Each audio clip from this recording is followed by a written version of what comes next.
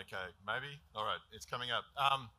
Thank you. I'm going to launch straight into questions to the panel just to keep things moving, knowing that we've got some time pressure. We're here really to talk about management buy-in for innovation, and have we got it right yet? Have we got the buy-in we need to adopt all the new innovation and technology available? You can see across the panelists we've got consumers of innovation and producers of innovation up here on stage, all sharing their experience. And hopefully you all get a bit of insight into some of the challenges and opportunities for innovation. So I'm going to launch straight into the questions, and I'm going to start with, I guess I'm going to start with FLS. And I think, you know, at a corporate level, we seem to have buy-in for the need of innovation. Is this translating to operations, and is it having the impact that it should? Yeah, look, good question. Certainly from a product innovation and solutions company point of view, we see the rhetoric, and I'll call it rhetoric, in the corporate agenda and the AGMs and the annual reports, but I think there's a disconnect with operations. I don't think there's an understanding that operations need to stop, take a pause, and implement new technology. What we want to do is put more tons out tomorrow using yesterday's technology because there's low risk. So I think we've got a risk issue and we've got a trust issue, but we certainly have a big divide between corporate and operations. Yeah, no, I think it's a common problem. I think operations often have the same challenges internally. I might pass the baton to Brad from Pilbara Minerals. What's your experience being with resistance from either management or for operations for advocating for innovation, and how do you in your organisation sort of overcome that challenge? Yeah, it's a good point, and you make a good point that, you know, corporately and at management level, at a corporate level, it's highly regarded, and particularly at Pilbara, we always want to be innovative and moving forward down that curve. Where it becomes challenging is getting operations or even corporate. There's two parts to that. Corporate, the speed in which we want to implement new technology and innovation. And then the gap between transformation of an operational site and getting the collaboration and understanding of what's actually involved with implementing new technology and innovation. And the change management that's required for a successful implementation, and the time that takes sometimes means you've got to step back and actually take a breath and plan it well and have that collaboration with the operations. Then you'll see a successful implementation. So management, not too much resistance. It's the resistance of operations, the time it takes, and managing that expectation.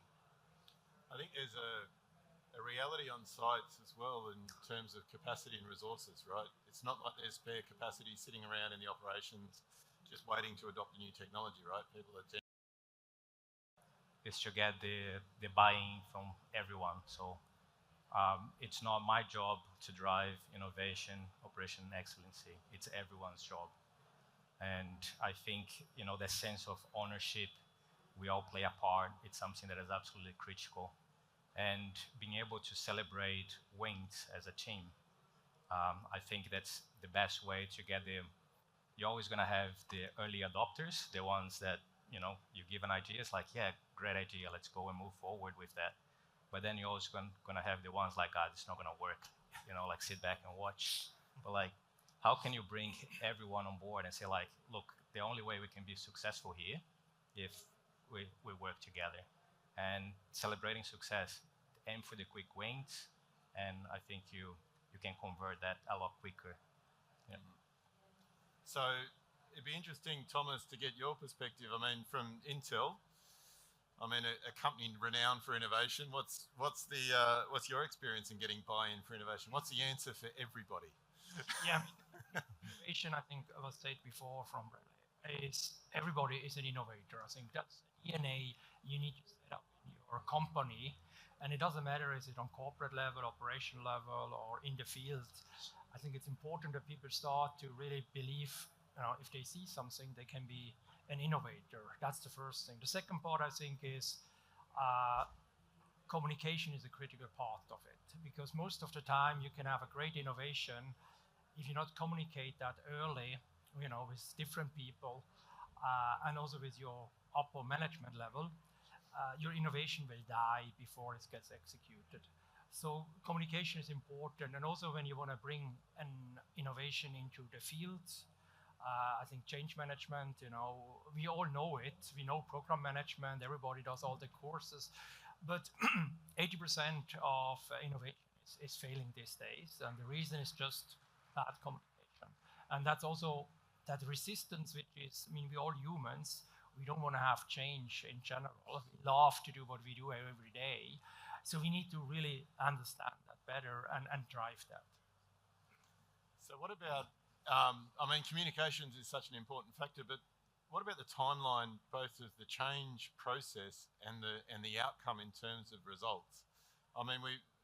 What's a realistic expectation around timeframes? Because I think often we either look very quickly for something to be successful and expect it to be a panacea for a problem, or otherwise we maybe pitch the long-term horizon and no one's around to remember that 18 months ago we said we're going to improve this by 3%. So what's your views on timelines? Yeah, on the timeline, I think from an Intel point, we have a 10-year planning session to be on that side. So a silicon production from the moment we start until we go in production takes about 7 years. So we're planning today for stuff which is coming in 2030 plus on that side. Again, that's a very specific technology. But in general, what you should have as a company, I think you should have a planning session of about 5 to 7 years. And the normal innovation takes about 2 to 3 years. And that's what you need to plan. There's no quick win, as we love to do. There is sometimes, but that's not really innovation. That's maybe more optimization, improvement of current process. But even that takes normally much, much longer than we're expecting. So Marco, from the Ravenswood, a 7 to 10 year planning horizon for innovation. How does that translate for you? And I guess how do you measure the benefits of the short term and long term innovation? Look, we recently completed our life of mine, which we extended until past 2040. So there's a lot of initiatives that we have to drive to make sure that we will get to that point and even further. We don't aim to stop over there. We're doing quite a lot of drilling explorations, but finding that sweet spot about what are the things that will deliver value, within the 3 months, 6 months, a year, 2 years, 3 years. And with those large projects, we really have to make sure that we're sticking within budget, within the time frame. So having those little milestones and making sure that we're tracking where we need to be as well. The difficulty with these long-term initiatives that within a period of 3 to 4 years, technology do move quite fast. So you really have to make sure that whatever you're choosing will withstand the time, or allowing yourself and the team as well for being able to adapt and continue that sort of journey. So delivering the long-term vision as well. And I guess Brad from Pilbara Minerals, I was going to ask the question about how do you sort of evaluate innovation and modernisation and rapid changes of technology, but I guess also as a lithium mining company, how do you do that in the face of a market dynamic that's also constantly shifting prices, demand, which is a cause and effect, right? New technologies are changing the dynamics of the commodity you're producing. So if I can add that bit of complexity to your question, how do you evaluate innovation and modernising? Yeah, I'll start with that one. It's probably an easier one to answer than the latter. Look, we have an innovation framework, and it comes to really the planning. So we've got a long-term mining plan. We understand what we need to do. And then we have an innovation framework, which really allows us to have ideas come into a sand pit. We evaluate those. We move them through a series of gates, which allows us to have a look at the evaluation. What's a business case? What's the time that's required to implement it? Does the technology look like it's going to be obsolete in the period of time in which we think we're going to be able to evaluate or implement it? So that allows us to have a look at what we need to do that's coming in from our people, because our people are the biggest generator of ideas within the business. So that's one way we look at it. The other way through that framework as well is having a look at the problem statements that link to the business. So, you know, we look at the processing plant, we look at the mining, we look at all aspects of the mine, and we look at what are the low-hanging fruits. So what can we adopt now that's going to make a difference and get benefit from?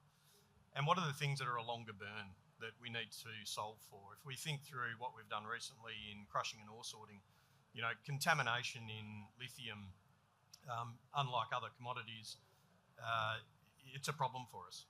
And contamination of iron in lithium through the processing plant means we get lower recoveries. Iron behaves the same as lithium through a processing. So we looked at that problem and went, well, what's going to solve that problem? And we came up with ore sorting. We look at mine efficiency and say, well, okay, where are we at in the journey for mining efficiency? We're using a contractor. Okay, well, should we go own a miner? Let's evaluate that. Yes, we should. Should we buy a new fleet? Yes, we should. Okay, now what do we need to be able to be productive with that fleet? I need a fleet management system. Okay, so what do we need to do there? So we look at the problem statements. We then look at what innovation and technology is out there. We link that with a good business plan, with a good evaluation of that technology, and then we implement from there. And some things are a longer burn, and they're not developed yet. Electrification is a prime example of that. Yes, we're in lithium. We want to be electrified. Well, okay, where are we going to get green power from? Where are we going to get 150-ton trucks that are fully electrified? Okay, is there a hybrid solution? What can we do? And some of those are longer burns, but it doesn't mean we take our eye off that. It just means we need to shift our focus and put the focus in the right areas, and that framework allows us to do that. And does that framework provide that sort of patience when the market maybe goes strong and weak over time? Like how do you manage the cyclic nature and the pressures of price and margin on the long-term strategy? Yeah, it's an interesting one. I think, though, if it stacks up on a business case and you can get the investment and you stick to the course, then it is going to give you the long-term benefit regardless of the market. So we should be looking at innovation that isn't for a point in time of a market. It's actually sustainable for your business, and it's going to give you the rewards through any market, because we really should be the best we can be in any market. So we've got a laser focus on saying, well, what's the long term for us, and how do we get our cost and adopt innovation so we can be and have operational excellence, get buy-in from the corporate and the board level, and stay on course. Right. Well, I think that, Jason, I mean, if I throw it back to you, and do we think there's a true understanding of that sort of benefit versus the investment with technology? Look, I'm not sure we do. I think we spend a lot of time concerned about CapEx investment and concerned about the impact, but what we don't really appreciate is the accretive value of that technology and those enhancements. I mean, it's not just an optimization. It's not just a continuous improvement or 2 or 3%. If you come back and move outside the specific mining sphere, let's face it, FLS, Caterpillar, Liebherr, we're leading the industry, and we do what we do is because we've got the best, brightest, smartest people at back of house creating the equipment, creating the solutions of tomorrow. Yet tenders come out predefined, knowing what an operator wants, yet they haven't consulted with the experts in the trade, because we don't profess to run a mine, but what we do profess is to be the world's best at that equipment. Yet no one comes beforehand. What they've already done is decided what they want, and then they go out for a tender spec. So I think the collaboration's lacking. I think the trust and collaboration between operator, corporate, and basically the product development and innovation companies need to really come together. Then we'll see step change in the industry, and then you'll see greater trust and adoption as well. If I could build on that just briefly. So in the middle, in a capital purchase, there is engineering, EPC, EPCM. There's a whole lot of design and evaluation of models before a procurement decision at the operation or at the company site level. So what role do they play in evaluating those new technologies on behalf of the mining company who's contracted them to do so? Look, you ask a really good question there. So, so if I was to look at, you know, some of the companies we deal with and trusted partners we have, there's certainly a disconnect, and I call it a competency issue in our industry holistically. Once upon a time, you could go to an operator, whether it's a CHPP plant at a coal operation, or you could go to a mill, and someone had breadth and depth of decision making because they knew for 20 or 30 years. And what we've got is an industry that's struggling to bring new resources in and train our people up. And so now we have decision makers and gatekeepers that actually don't truly understand the incremental change that a 3 or 5% enhancement will make. And, you know, if you look at any operation and we throw away, you know, the cliche, I'll give you 2 to 3% greater recovery through optimisation. And probably back at the tender and the procurement phase, that doesn't mean a lot. But at an operational phase, when you're talking about $1 billion revenue and somebody's going to hand you 3% additional for life for the next 10 to 20 to 30 years, no one takes the time to do that math, right? But it's big math. Yeah. And yet we quibble over 1 or 2 million. There's a disconnect. So is there lessons we can learn from Intel around new innovation adoption? Because it's really, some of the innovation absolutely disrupts business models and status quo. You know, any advice for us?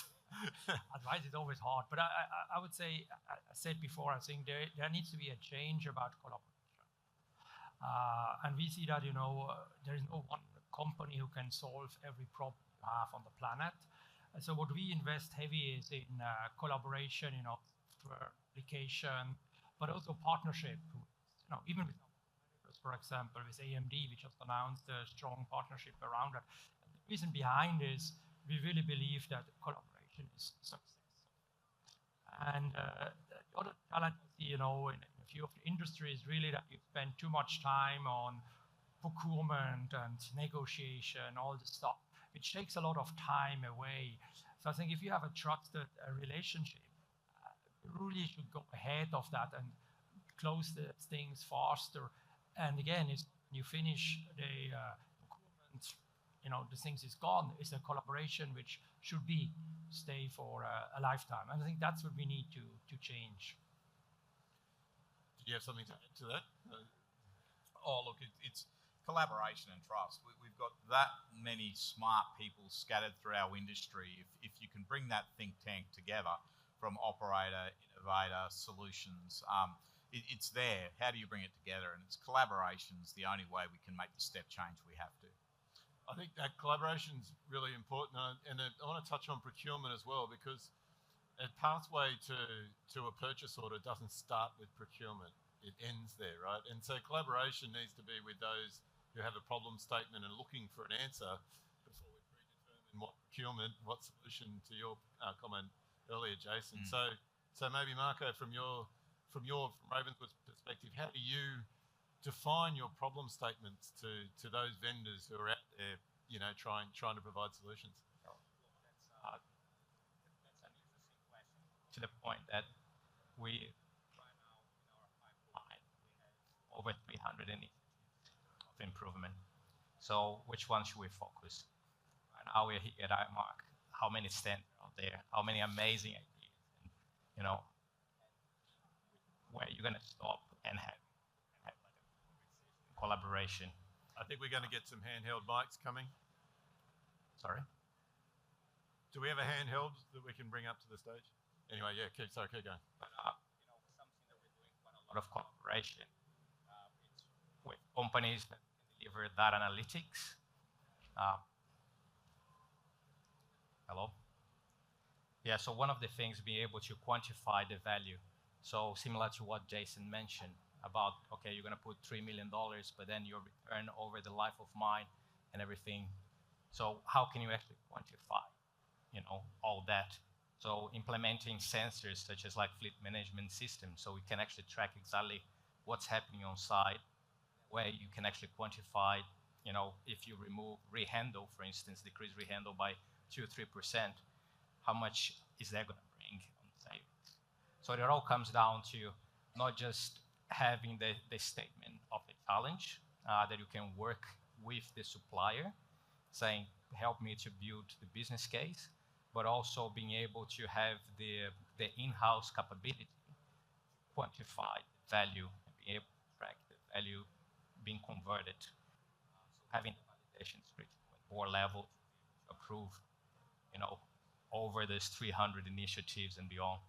Right. And I guess, Brad, question for you then. I mean, you've done a lot of collaborative work around the industry. What's your view around understanding of problem statements, relationships with vendors, and then I guess the process to procurement? Yeah, it's always a challenge. We always start with the problem statement, but then collaborate with what's the user case.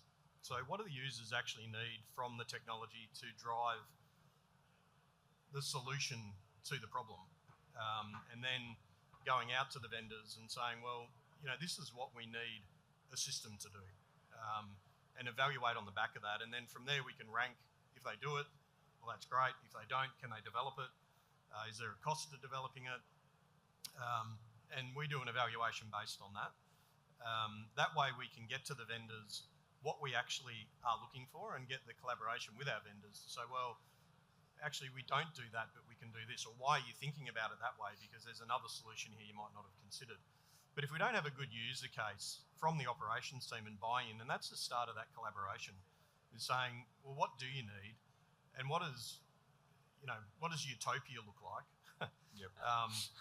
And okay, we can't launch rockets today, but we can work with someone to have a pathway to that. Then we can make sure that procurement, when we go out, we've got the right documents, we're asking the right questions. And then even more important is the evaluation of that when it comes in. So how do you rank it? How do you weight it? How do you then make the decision on what is the best system? And then continuing that collaboration. And I think to the point around collaborating through your suppliers, sometimes we don't do that well as a miner. That we sometimes don't define the problem well enough or collaborate well enough within the team before we go to a vendor. And then the vendor spends a lot of time actually trying to understand what you actually want. And then that changes 5 or 10 times because we haven't thought about it. So we spend a lot of time looking inward with what we've got and the people that are actually dealing with it day in, day out, and defining it ourselves before we go to a vendor, so as that at least we're not burning time to get there, and then making sure we put the right evaluation in place. And so I'm gonna ask Jason first, but Thomas, I'm giving you the heads up that you're coming next. Collaboration, I guess you talked about it earlier around understanding the problem statement. I also just wanted to ask the question about multi-party collaboration, because it's not always a single transaction between a mining company and a vendor. FLS has a long history of collaborating with a large group of suppliers in the industry. So what's your approach? Yeah, look, that's right. And we do. We work through all segments of the mining industry and have good networks and collaboration. And I guess it's what's our experience? The cliche.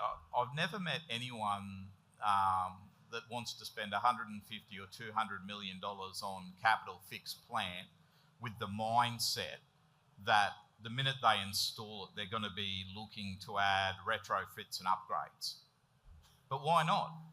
We upgrade our Apple phone every year, whether we want to or not. Now, so why do we do it, right? Because technology moves. That's why we do it. Because when you went out to tender 5 years ago and we got awarded 3 years ago and we installed 12 months ago, you're now operating, I will guarantee you our technology today is better than what you signed 5 years ago. But when we spend that 120, 150, 200 million, we think it's a 20, 30-year asset. It's just not anymore for a whole lot of reasons. And that's got to be a collaborative approach, right? And so that's the mindset we're trying to get to. And we've got some great partners.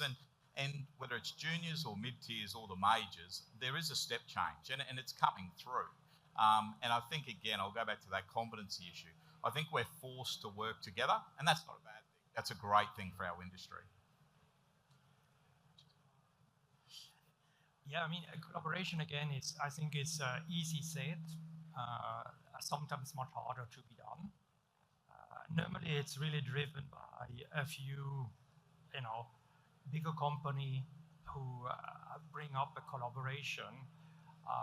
And sometimes collaboration is also to be maybe start in a very specific area. You know, just doing a collaboration to do collaboration, I don't think will work out. So what we do normally is, you know, we have very specific industry-specific initiative which we are doing. We either, you know, drive that by an open source community, or we create, you know, a kind of a company equipment which allows you to join that and have clear, you know, gives and gets end of the day, because it's important when you have this collaboration that there is cost, and cost is not about, you know, just capex. It's normally you need to bring in a lot of smart people, which is high cost for every company, and that takes time. So it has to be very clear what you want to achieve before you start with the collaboration. And I guess a final question for the panel, just mindful we're close to time. I mean, our panel discussion, have we got management buy-in and the value proposition for innovation and modernisation? What I heard back is there's a lot more to it than just a single purchasing decision of a solution that you've already agreed to a problem. So if there's a key takeaway you'd like to leave with the audience or with the people out there on the floor today, what would it be around what should we do next to get buy-in on that next innovation procurement decision? I'll go right down from furthest to nearest. So. Yeah, look, my takeaway is really simple. Allow your operations the time to consider and give genuine consideration to these concepts, and we'll get better adoption a lot quicker. Yeah, I would also say it's really important to bring the people early on board and be very communicative what you want to do. And again, try to be more than one company on a collaboration. I think from my side, I always look at three main pillars: the people, the process, and the system. And they have to work together, integrated, and pretty much communication around these three pillars will definitely help you to get a much quicker buy-in. Last word, Brad.